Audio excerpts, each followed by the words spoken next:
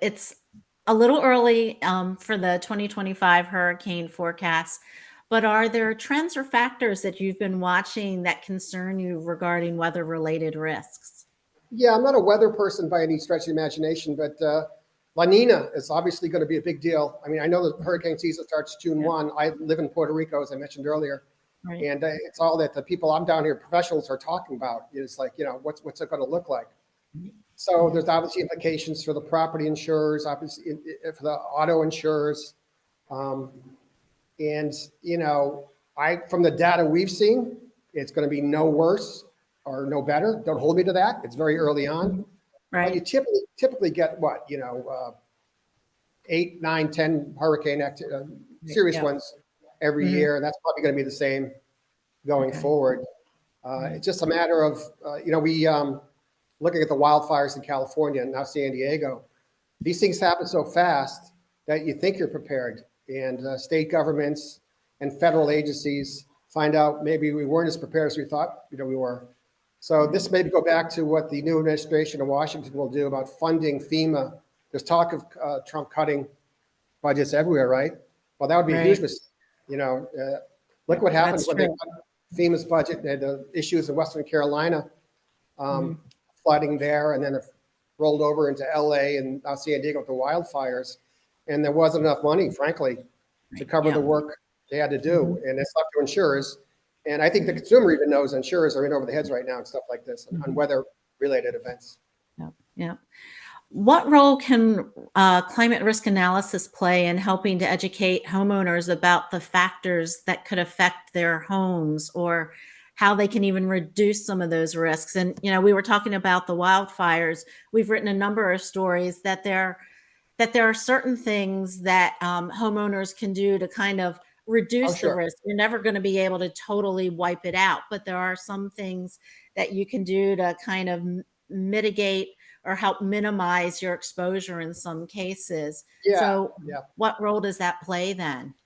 Well, I mean, just going to your point, we'll get into it more broadly in a minute, but I think that the owners out in LA, and God bless them and hope everybody's doing okay, had listened earlier because the insurance industry is getting the word out there on Yeah. climate-induced activity. Right. They're seeing obviously more and more serious hurricanes, floods, fires, things like that. So if you, as a homeowner, are insulating a house better, improving ventilation, installing stronger fire-resistant roofs, things like that, that's good for consumers. And the industry is trying to get that word out Right. because obviously they're the ones stuck paying the claims, and the homeowners, even worse, are the ones stuck without a home. Right. So more awareness is the call to arms in the insurance sector. And how can you not, as a consumer, insurance consumer, not absorb that these days after what we're seeing in LA and Carolina and Florida and Texas and obviously places outside the US too that are suffering from climate heightened events, Right. weather events. Right. Yeah. It's the same thing with like in Florida and the southern states building more hurricane resistant houses so that when those storms come in, they have a half a chance of them still being there afterwards. Yeah, All of yeah. that makes a difference. That's a measure of state government oversight. And I think Florida Mhm. has done a good job. They've been forced to address this, obviously, because they've had so many hurricanes that Right. have decimated Tampa and Fort Myers and places like that in the last couple of years. We've all seen the news. Right. But this thing, it takes time. Yes, on Yep. one hand, you can almost automatically mandate home builders to use more more secure tools, Right. uh, Mhm. carpentry work, and the things that are going to make the home safer, more secure roofs, things like that. But again, using Florida as a reference, a couple of years ago, they wanted older apartment buildings, the taller ones, the higher complexes, Right. to Mhm. regulate themselves and wind up kicking a lot of people out of the houses because insurance rates Yep. went so Mhm. Right. sky high after the state mandated that. So they're trying to find a Mhm. sweet spot, right, between Right. what can we do right now, and we want to keep Mhm. people in their homes, but unfortunately, rising property insurance costs are so high in places like Florida and Right. California. Mhm. They're running out of room, right? They're running out of Yep. room. They're like a football team backed up to the 1 inch line. They don't really have Yes. any place to go.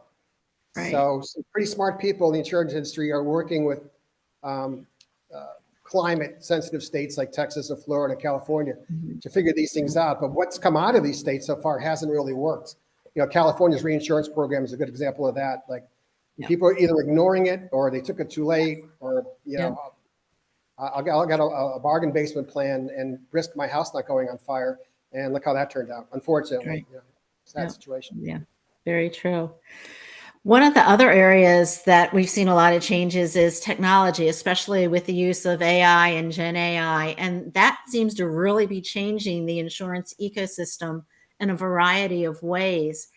How are they affecting areas like underwriting and claims and customer service then?